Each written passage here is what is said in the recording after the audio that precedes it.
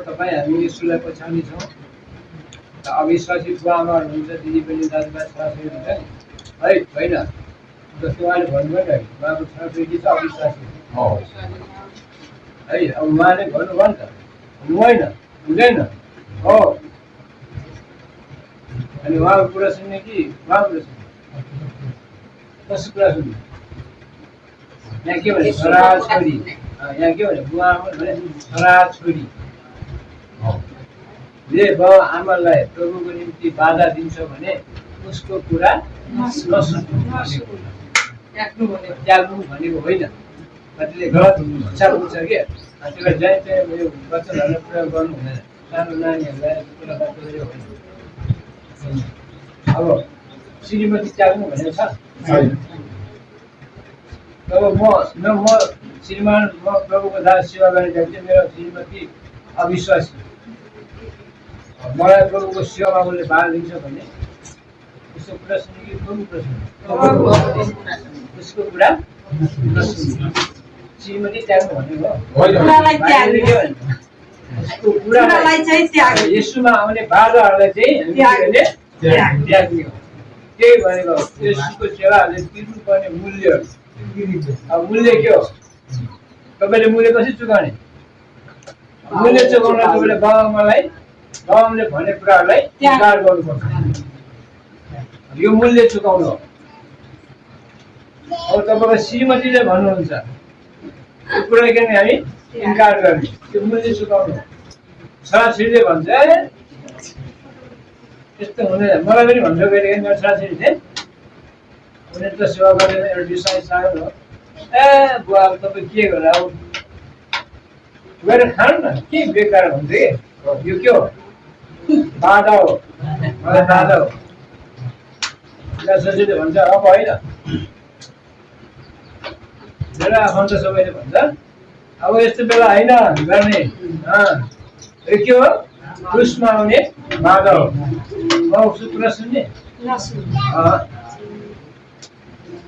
यही हो मूल्य चुकाउने आफ्नो इष्टमित्र त्याग्नुपर्छ र आफ्नै प्राणलाई के गर्नुपर्छ एकार गर्नुपर्छ यो के हो यो प्राण एकदिन प्रभुले के गर्नुहुन्छ यसको हिसाब किताब गर्नुहुन्छ यो प्राणलाई पनि हामी के गरे केही होइन मूल्य हो यो तिर्नु पर्ने हामी मूल्य चुकाउनु पर्ने मूल्य हो यदि हामी प्रभुलाई पछ्याउँछौँ भने पछ्याउँदैन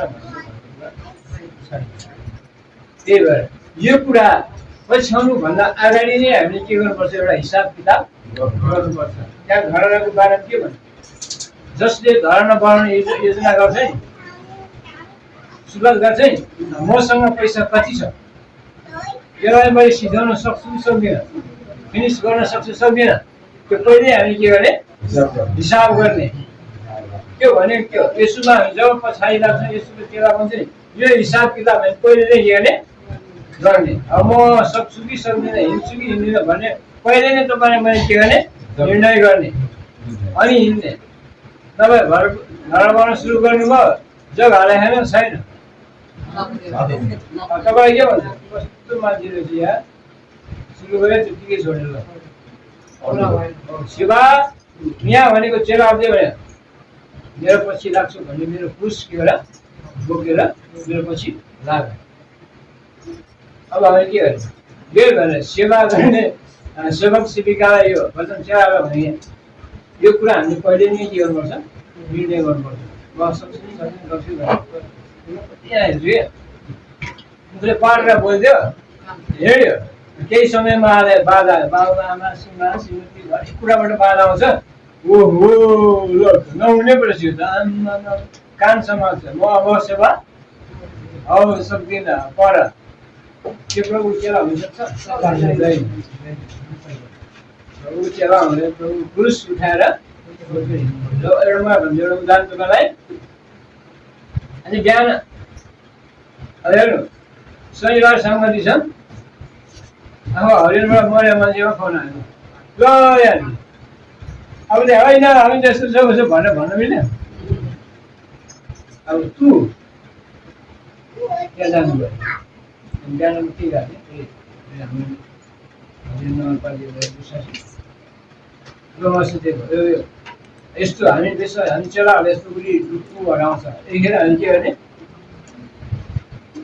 यसलाई मान्यो नमान्यो जान्ने गरे नगरे होइन भन्नु भयो हुन्छ यो कुरा पहिल्यैदेखि गर्नुपर्छ चेलामा यस्तो त्यही भएर आज हामीले यो कुराहरूबाट हामीले सिक्नुपर्छ वचन बोलिदियो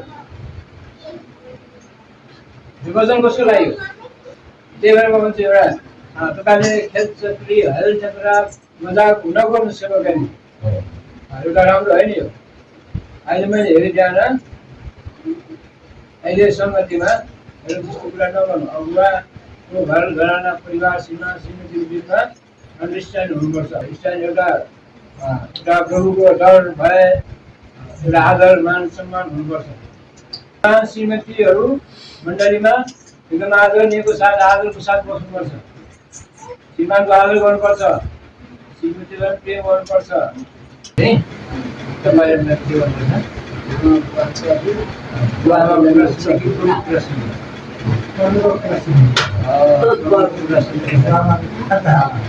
बुवा आमालाई नै त्याग दिनु छोड्नु है गलत हो है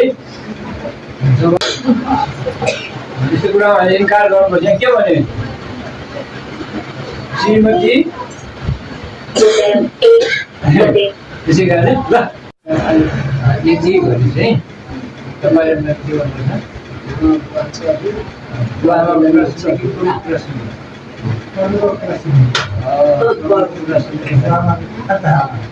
बुवा आमालाई नै त्याग दिनु छोड्नु है गलत हो है जब तपाईँ हामी यसुलाई पछ्याउनेछौँ र अविश्वासी बुवा आमा हुनुहुन्छ दिदी बहिनी दाजुभाइ छोराछोरी हुन्छ नि है होइन जस्तो उहाँले भन्नुभयो नि उहाँको छोराछोरी चाहिँ अविश्वासी है अब उहाँले भन्नुभयो नि त हुँदैन हुँदैन हो अनि उहाँको कुरा सुन्ने कि उहाँको कुरा सुन्ने कसको कुरा सुन्ने यहाँ के भने छोरा छोरी यहाँ के भने बुवा आमा भने छोरा छोरी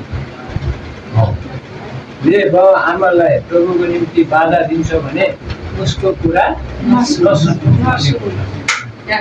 त्याग्नु भनेको होइन कतिले गलत इच्छा बुझ्छ कि त्यसलाई जहीँ चाहिँ यो वचनहरूलाई प्रयोग गर्नु हुँदैन सानो नानीहरूलाई कुरा गर्यो होइन अब श्रीमती त्याग्नु भनेको छ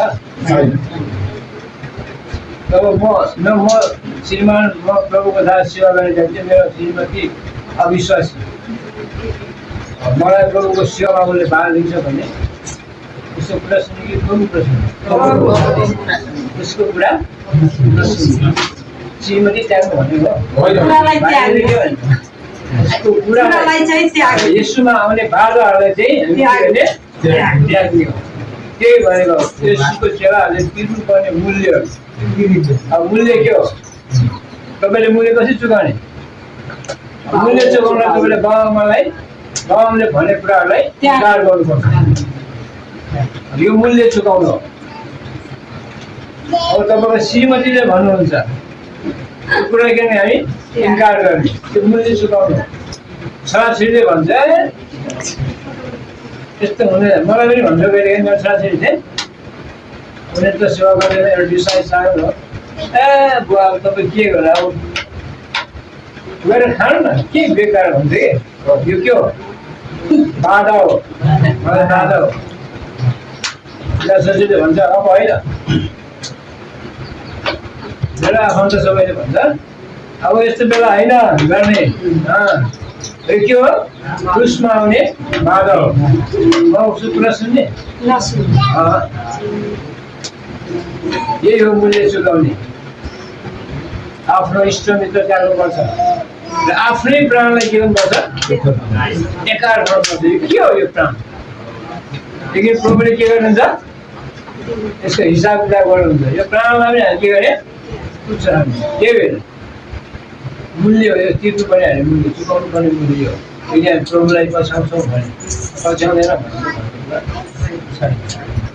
त्यही भएर यो कुरा पछ्याउनुभन्दा अगाडि नै हामीले के गर्नुपर्छ एउटा हिसाब किताब गर्नुपर्छ त्यहाँ घरको बारेमा के भन्छ जसले धर्म बनाउने योजना गर्छ नि सुरुवात गर्छ नि मसँग पैसा कति छ यसलाई मैले सिधाउन सक्छु कि सक्दिनँ, फिनिस गर्न सक्छु सक्दिनँ, त्यो पहिल्यै हामी के गर्ने हिसाब गर्ने।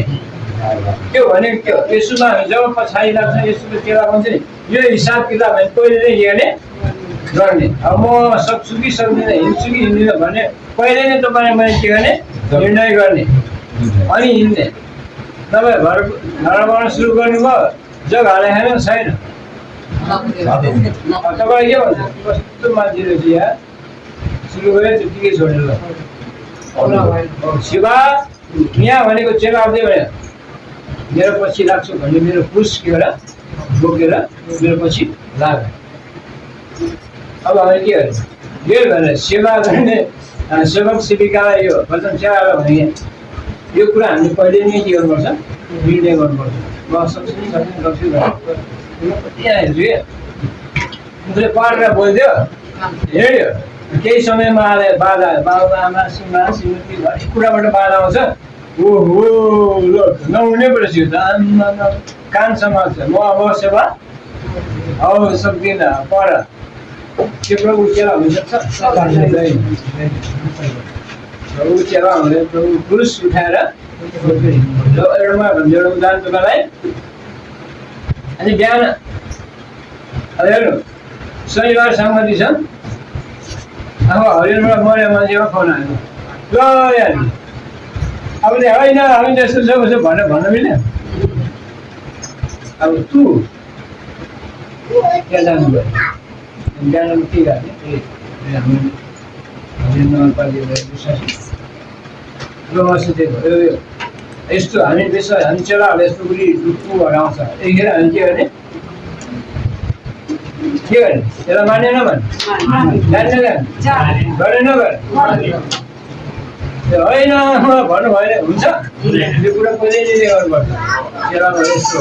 त्यही भएर आज हामीले यो कुराहरूबाट हामीले सिक्नुपर्छ। वचन बोलिदियो यो वचन कसको लाग्यो हरि भाइले कसलाई बोलेको सबैलाई बोलेको यो यहाँ सुन्नेहरूलाई हो आफ्नै लाग्यो। अब त्यही भएर म भन्छु एउटा तपाईँले खेलचक्री हलचक्रा मजाक नगर्नु सेवाकानी एउटा राम्रो होइन यो। अहिले मैले हेरेँ जान अहिले सङ्गतिमा मेरो त्यस्तो कुरा नगर्नु। अब उहाँको घर घराना परिवार सीमा श्रीमतीको बिचमा अन्डरस्ट्यान्ड हुनुपर्छ, भन्ने कुरा मान्नुपर्छ। श्रीमतीले भनेको मान्नुपर्छ, श्रीमानले भनेको मान्नुपर्छ। एउटा प्रभुको डर भए एउटा आदर मान सम्मान हुनुपर्छ। यसरी गर्नुभयो भने हेर्नु अगुवाले एकदम याद गर्नु श्रीमान श्रीमतीहरू मण्डलीमा एकदम आदरणीयको साथ आदरको साथ बस्नुपर्छ। श्रीमानको आदर गर्नुपर्छ, श्रीमतीलाई प्रेम गर्नुपर्छ। यहाँ त म हेर्छु के हो हामी कसैको गरिदिनु पर्छ त्यस्तो श्रीमती हुन्छ उनीहरूले चाहिँ हामीलाई बाधा दिन्छ भने हामीले चाहिँ उनीहरूलाई चाहिँ छोड्नुपर्छ र हामीले चाहिँ परमेश्वरलाई चाहिँ अँगाल्नुपर्छ। आमेन। अनि हामीले चाहिँ आफ्नो प्राणलाई पनि हामीले तुच्छ ठान्नुपर्छ। हामी चाहिँ त्यो आमा बुवाकै कुराहरू सुनेर चाहिँ हामी अगाडि बढ्न सक्दैनौँ। हामी अगाडि बढ्नलाई चाहिँ हामीले चाहिँ आमा बुवाहरू चाहिँ त्याग्नुपर्छ। आमेन। त्यो 2 घन्टा समयको निम्ति चाहिँ हामीले आफैले सुत्नु पर्ने हुन्छ अनि सङ्गतिमा जानुपर्ने हुन्छ। अनि सङ्गतिमा गइसकेपछि चाहिँ हामीले आफ्नो जग आफै बसाल्न सक्छौँ है। त्यो स्वर्ग जाने बाटो चाहिँ हाम्रो सङ्गति हो। सङ्गतिमा चाहिँ हामी लगातार हिँडिरह्यो भने त्यो बाटो हामीले बनाउन सक्छौँ। अनि हामीले त्यो समय मिलाएर सङ्गति हिँड्न सकेन भने हामीले त्यो स्वर्गको बाटो जाने बाटो चाहिँ हामीले के अरे जान सक्दैनौँ। धेरै मानिसहरू चाहिँ यसुको पछि हिँड्दै थिए अनि उहाँको भिड लागेर उहाँको पछि अनि उहाँले चाहिँ फर्केर हेरेर भन्नुभयो कि म पछि नलाग। उहाँ जो व्यक्ति अब मै हुँ चाहिँ मेरो छोरी हो। आज परमेश्वरमा ग्रहण गरेको छ। आज शनिबार नजा छोरी, आज चर्च नजा भनेर मेरै कुरा मानेर बस्यो भने ऊ चेला बन्न सक्यो। किनकि होइन म आमा बाबुको पनि कुरा मान्छु र म परमेश्वरको सेवा गर्छु।